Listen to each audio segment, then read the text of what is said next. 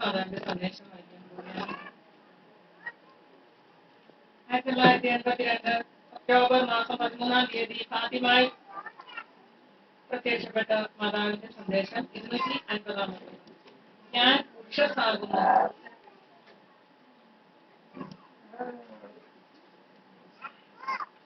പ്രബുദ്ധമായ നഗരത്തിലൂടെ യാത്ര ചെയ്യുന്ന നിങ്ങൾ എന്റെ വിമല ഹൃദയത്തിലേക്ക് വേഗം വരുവിൻ. രക്ഷയുടെ നങ്കൂരം നിങ്ങൾക്ക് നൽകാൻ ഞാൻ സ്വർഗത്തിൽ നിന്നും വന്നു. നങ്കൂരത്തെ മുറുകെ പിടിക്കുക. എന്റെ കരുണാർദ്രമായ ഹൃദയം നിങ്ങൾക്ക് വേണ്ടി ഒരുക്കിയതാണത്. മക്കളെ എന്റെ മക്കൾ വരിക.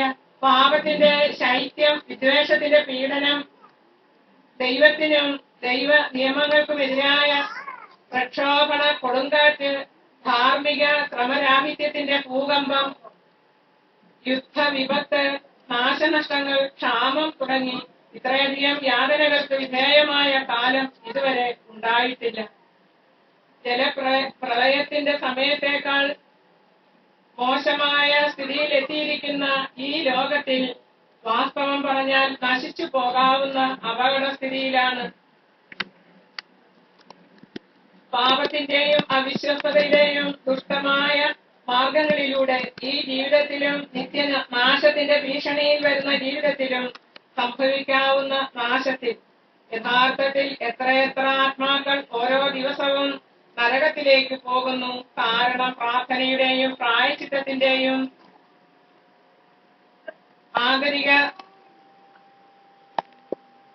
ആന്തരിക മാനസാന്തരത്തിന്റെയും മാർഗത്തിലൂടെ ദൈവത്തിന്റെ പക്കൽ തിരിച്ചു വരാൻ ഈ സ്ഥലത്തു നിന്ന് ഞാൻ ചെയ്ത അഭ്യർത്ഥന ശ്രവിക്കപ്പെട്ടില്ല. ആകയാൽ ഈ സമയം പാപത്തിന്റെയും ശിക്ഷയുടെയും രക്ഷയുടെയും നീതിയുടെയും ദയയുടെയും സമയമത്രേ. ഈ സമയം ലക്ഷ്യം വെച്ചുകൊണ്ട്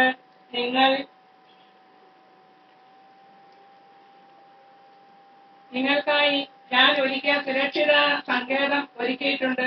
അവിടെ ആശ്വസിപ്പിക്കപ്പെടുന്നതിനും രക്ഷിക്കപ്പെടുന്നതിനുമായി നിങ്ങൾ ഒരുമിച്ച് കൂടണം.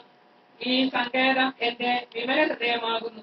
യേശുവിന്റെ ഹൃദയത്തിൽ നിന്ന് പുറപ്പെടുന്ന രശ്മികൾ എന്റെ ഹൃദയത്തിൽ പ്രതിഫലിച്ച് വർദ്ധിച്ച ശക്തിയോടെ എങ്ങും പ്രസരിക്കുന്നു.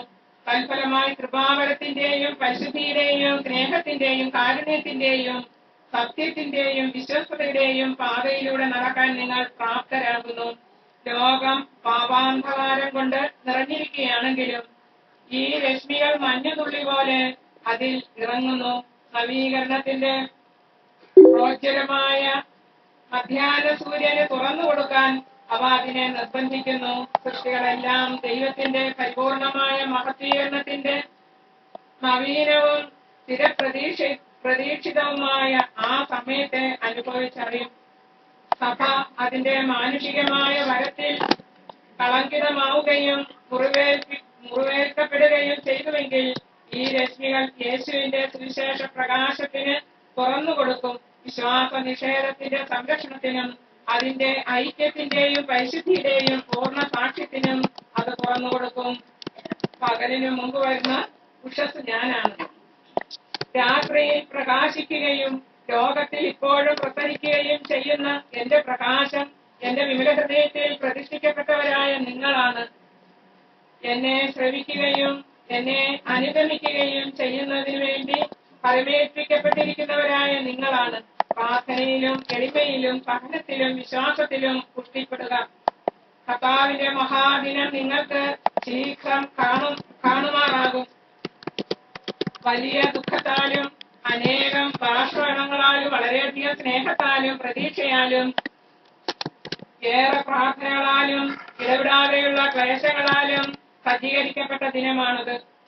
കോവാദായിരിയായിൽ നിന്ന് സൂര്യനൃത്തത്താൽ ഉറപ്പിക്കപ്പെട്ട എന്റെ അവസാന ദർശനത്തിന്റെ 65-ാമത്തെ വാർഷികത്തിൽ പിതാവിന്റെയും പുത്രന്റെയും പരിശുദ്ധാത്മാവിന്റെയും നാമത്തിൽ നിങ്ങളെ ഞാൻ ആശീർവദിക്കുന്നു. ആമേൻ. Ave Maria. Ave Maria.